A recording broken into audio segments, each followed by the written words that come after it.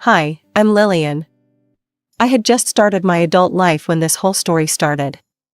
Fresh out of college, landed my first real job in marketing, and finally moved into my own apartment. It's nothing fancy, just a small one-bedroom place with questionable water pressure and a temperamental radiator, but it's mine, and that means something. My family is what you might call traditional. There's my older brother Lucas, who's 29, married to Sarah, and they have 2 kids.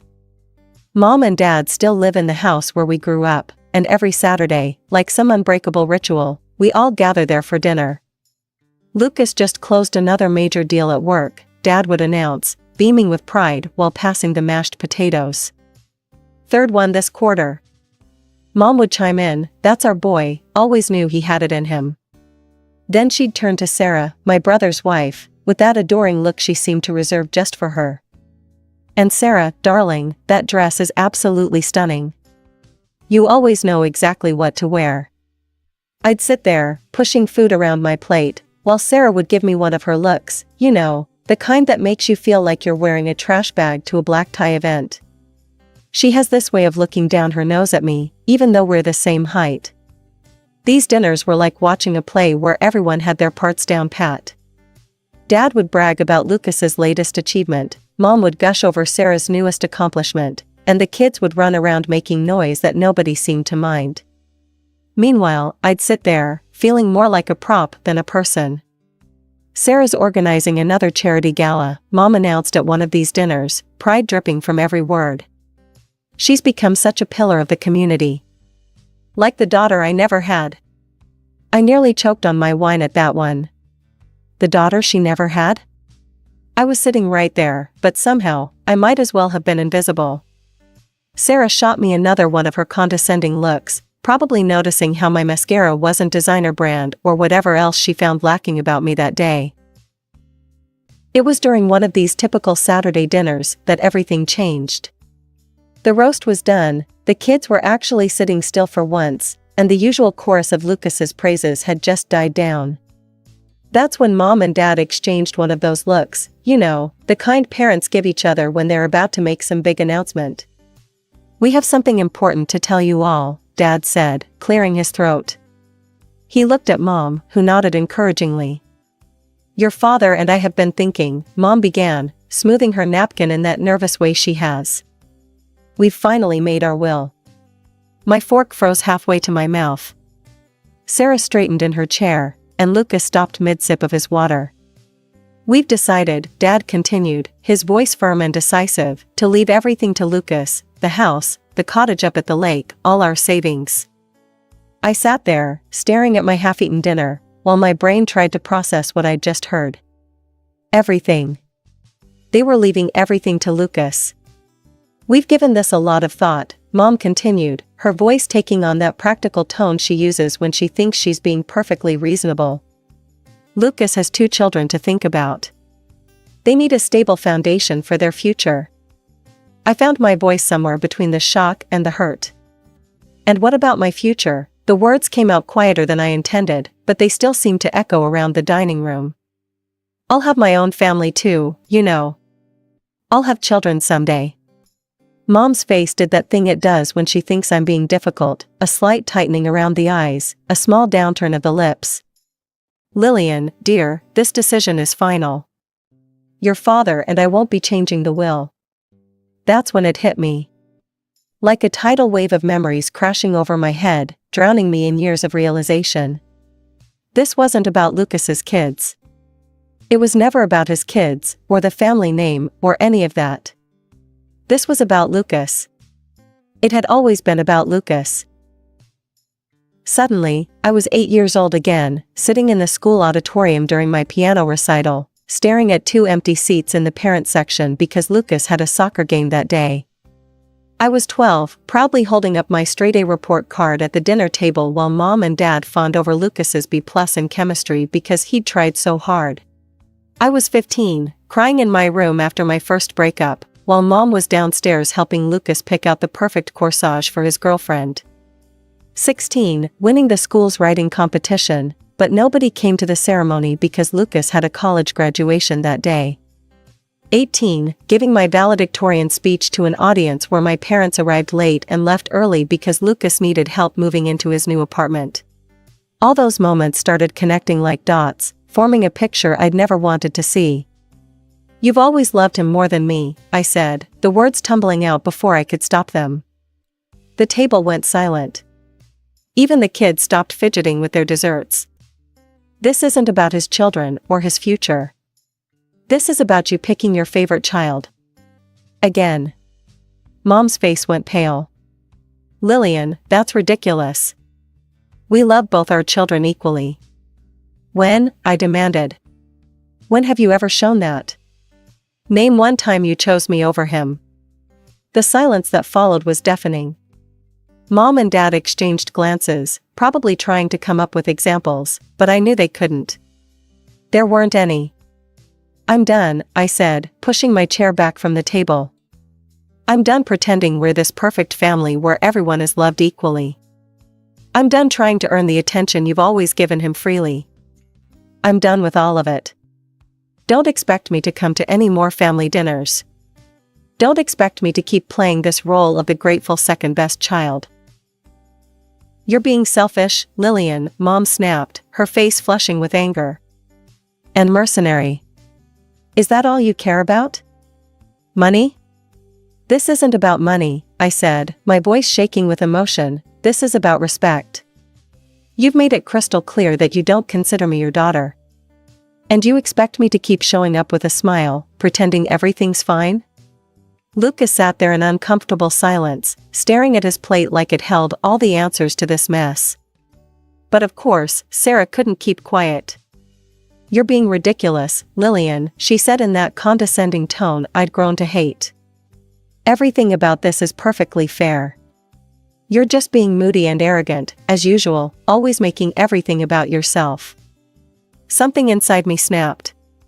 All those years of taking her subtle jabs, her superior smirks, her backhanded compliments, I was done. I turned to her, feeling a strange calm wash over me. "You know what, Sarah? Stay out of this. You're not even really family, you're just someone who married in and thinks that gives you the right to judge everyone else. This is between me and my parents." The dining room went dead silent. Sarah's face crumpled, and right on cue, the waterworks started. She buried her face in her hands, shoulders shaking with sobs that sounded about as genuine as her designer knockoff handbags. "How dare you speak to Sarah that way?" Mom exploded, jumping to her feet. "She's been nothing but kind to you." Dad's face had turned that dangerous shade of red I remembered from childhood punishments. "Get out," he growled, "get out of this house right now." "Gladly," I said, standing up. "Don't worry, it'll be the last time you have to throw me out. I won't be coming back." I walked out of that house without looking back. The sound of the door closing behind me felt like the period at the end of a very long sentence. That was the last time I saw any of them. 2 years passed in what felt like a blink. I met James at a coffee shop. He was the guy who accidentally took my oat milk latte, and we ended up talking for hours. He was different from anyone I'd ever known. He actually listened when I talked, really listened. When we got married, it was exactly the wedding I wanted. Small, intimate, filled with James's wonderful family and our closest friends. No drama, no tension, no having to pretend. James's mom helped me pick out my dress, and his sister was my maid of honor. It felt more like family than anything I'd experienced in years. I didn't send invitations to my parents or Lucas and Sarah. Some of our relatives tried to convince me otherwise, telling me I'd regret it, that it was my wedding day after all. But I knew I'd made the right choice when I walked down the aisle and saw nothing but genuine smiles and happy tears. A year after the wedding, we were blessed with twins, a boy and a girl. The pregnancy wasn't easy, but James was there for every moment, every craving, every midnight panic about whether we'd be good parents. When the babies arrived, we made the decision together that I'd stay home with them. My marketing career could wait, these precious early years couldn't. My twins were growing fast, turning our quiet house into a playground filled with laughter and the pitter-patter of little feet. Life had fallen into a comfortable rhythm: playdates, preschool drop-offs, afternoon naps, and bedtime stories. I'd managed to create my own little bubble, carefully curated to keep the past where it belonged. I stayed in touch with a few relatives, the ones who understood my boundaries and respected them. Aunt Marie would come over for Sunday brunches, Uncle Pete would visit during holidays. They never pushed me about my parents or Lucas, and I never asked. When there were family gatherings, weddings, anniversaries, reunions, I'd politely decline if I knew my parents would be there. Sometimes I'd host small get-togethers at our house instead, where I could control who walked through my door. It wasn't perfect, but it worked. That Tuesday started like any other. I was in the kitchen, cleaning up after breakfast, while the kids were in the living room working on their latest masterpieces with crayons. The doorbell rang, and I assumed it was the Amazon delivery I'd been expecting. Instead, I opened the door to find my parents standing there.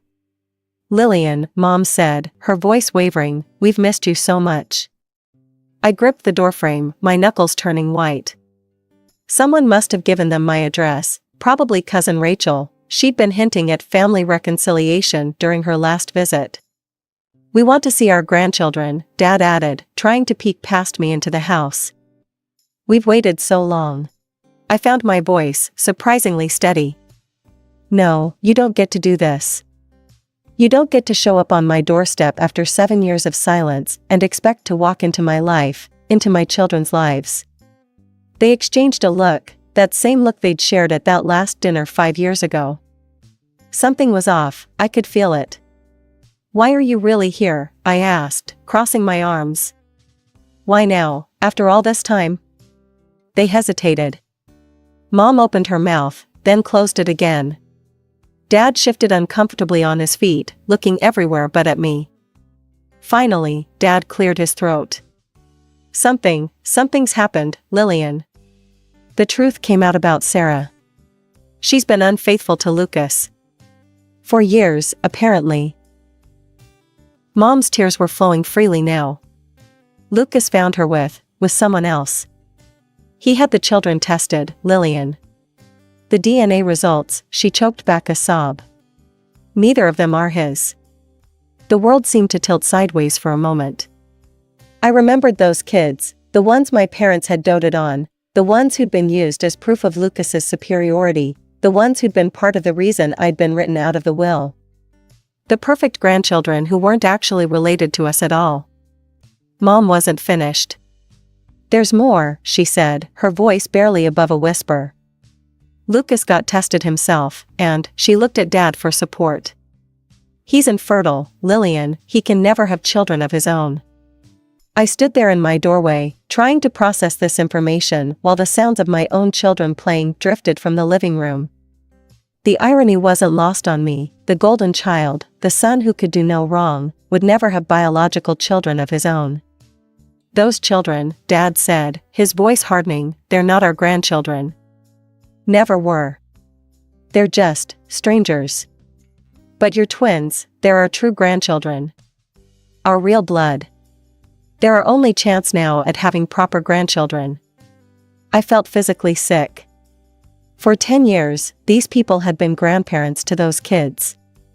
They'd attended every birthday party, bought every Christmas present, plastered their social media with proud photos. And now they were just erasing them? Like they never existed? "Do you even hear yourselves?" My voice came out sharp, cutting. "Those children love you. They call you Grandma and Grandpa. They didn't do anything wrong. How can you just stop loving them because of a DNA test?" "But they're not family," Mom repeated, as if that explained everything. "Your children, though, they're our real family." I stepped back, out of her reach. Get out of my house, and don't come back. My children don't need grandparents who can turn their love on and off like a faucet." "You can't do this to us," Dad started, but I cut him off. "Watch me." I closed the door in their faces, locked it, and leaned against it until I heard their footsteps retreat down the porch steps. Once they were gone, I grabbed my phone and pulled up Mom's Facebook page, something I hadn't done in years. The change was stark. Every photo of Lucas's kids had vanished, every proud grandma post deleted. 10 years of memories, of birthday parties and Christmas mornings, all erased with a few clicks. I was still staring at the screen when James came home that evening. He found me sitting at the kitchen table, the kids already in bed, a cold cup of coffee in front of me. "Rough day?" he asked, kissing the top of my head. I told him everything, the visit, the revelation about Lucas, my parents' casual disposal of 2 innocent children, their sudden interest in our kids. When I finished, I looked up at him, half expecting him to suggest giving them another chance, to say something about family being family. Instead, he pulled me into a tight hug. "You did the right thing," he said firmly. "Those kids of Lucas's deserved better grandparents, and our kids deserve better too. I'm with you on this, 100%. But they just wouldn't stop. Every few days, I'd find packages on our porch, expensive toys, designer clothes for the twins, even a pair of matching iPads. I'd gather them up before the kids could see them and donate everything to the local children's shelter. But the gifts were just the beginning. One Tuesday morning, I spotted Mom's car idling across the street from the kindergarten. 2 days later, there was Dad, pretending to read a newspaper on a bench near the playground. They never approached us directly, just watched from a distance, like stalkers in a bad movie. It was creepy and exhausting, constantly looking over my shoulder, wondering where they'd pop up next. I started varying our routes to school, taking different streets each day, but they always seemed to find us. "Enough is enough," I told James one evening after another gift delivery. I opened my laptop and started typing an email. "Mom and Dad, your behavior has become harassment. The gifts, the stalking near the kindergarten, it needs to stop. I've made my position clear. If you continue showing up uninvited around my family, I will have no choice but to involve the police. This is your only warning. Lillian." The response came within minutes, not via email, but through a barrage of text messages from Mom. "How could you do this to us? We're your parents. Don't you understand we might not have much time left? All we want is to know our grandchildren before it's too late. What kind of daughter threatens her elderly parents with the police?" I blocked her number, but then Dad's messages started coming in. "Your mother hasn't stopped crying. We're not criminals, we're family. Think about what you're doing to us in our final years." I was about to block his number too when one last message came through, this one longer than the others. "We've been thinking, Lillian. If you let us see the children, we'll change our will. Everything will go to you, the house, the lake cottage, all of it. You were right before. We'll make it right. Just let us be grandparents to your children." I stared at the message, feeling a mix of disgust and pity churning in my stomach. They still didn't get it. After everything that had happened, they still thought they could buy their way into my life, into my children's lives. And Lucas, my God, Lucas.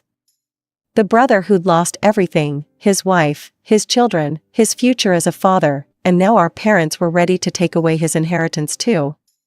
Just because he no longer fit their perfect family narrative? I thought about those family dinners years ago, how they'd praised him endlessly, how proud they'd been of his perfect life. But the moment that perfection cracked, the moment he became human and flawed and hurting, they were ready to toss him aside like he meant nothing. That night, after the kids were asleep, James and I sat at our kitchen table, 2 cups of tea growing cold between us as we talked through everything. "It's not just about the will," I said, running my finger around the rim of my mug. "If we let them in now, if we accept this deal, they'll hold it over our heads forever." James nodded, his face serious in the dim kitchen light. "They'd always have that power over us. Today it's let us see the kids and get the inheritance. Tomorrow it could be raise them this way or lose everything." The decision, when we finally made it, felt like setting down a heavy weight I'd been carrying for years. I blocked their numbers on my phone, blocked their emails, unfriended and blocked them on every social media platform. For a while, they tried to find ways around the blockade. Letters started showing up in our mailbox. Once, Mom even tried to reach me through my work email. But eventually, like a storm running out of rain, their attempts gradually tapered off into silence. Life went on. The twins started school. James got a promotion. I started freelancing from home during nap times. We were happy, truly happy, in our quiet, drama-free bubble. Then, on a random Tuesday morning, my phone rang with an unknown number. Lillian, the voice on the other end was hesitant, familiar yet strange. It's Lucas. Can we meet somewhere? Maybe grab a coffee? We agreed to meet at a small cafe downtown. Walking in, I almost didn't recognize him. The perfectly polished brother from my memories was gone, replaced by someone who looked human, tired, real. We sat in silence for a moment, both cradling our coffee cups like shields. I'm sorry, he finally said, the words tumbling out in a rush. For everything. For how they always favored me. For not standing up for you. For being part of the problem for so long. I stayed quiet, letting him talk.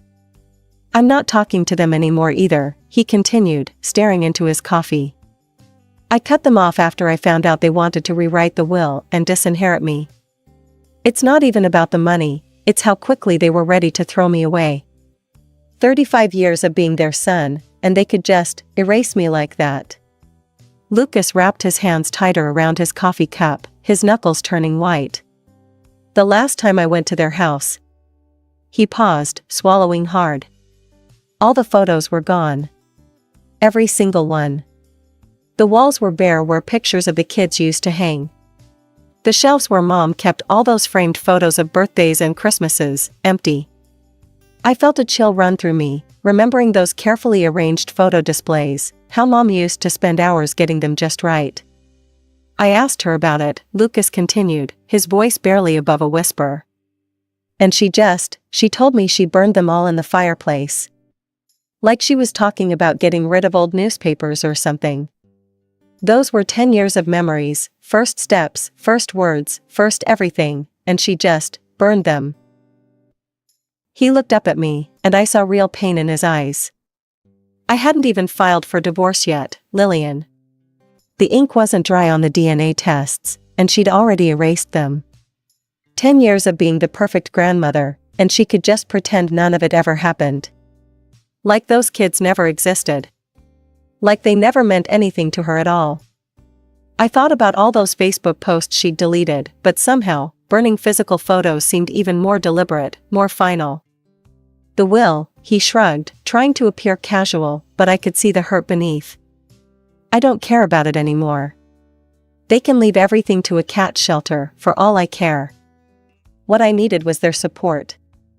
Just, their presence, their love. Wasn't that supposed to be unconditional? Looking at him now, I saw something I'd never seen before, my brother, stripped of all the golden child armor, just being real. No pretense, no perfect family image to maintain. Just a hurt son trying to make sense of parents who could only love on their own rigid terms. You know what's funny? He said, attempting a smile that didn't quite reach his eyes. I finally understand what you went through all those years. What it feels like to be on the outside. I'm sorry I didn't see it sooner. Sitting there in that cafe, listening to my brother speak with such raw honesty, I felt something shift between us. The wall of privilege and favoritism that had separated us since childhood was crumbling.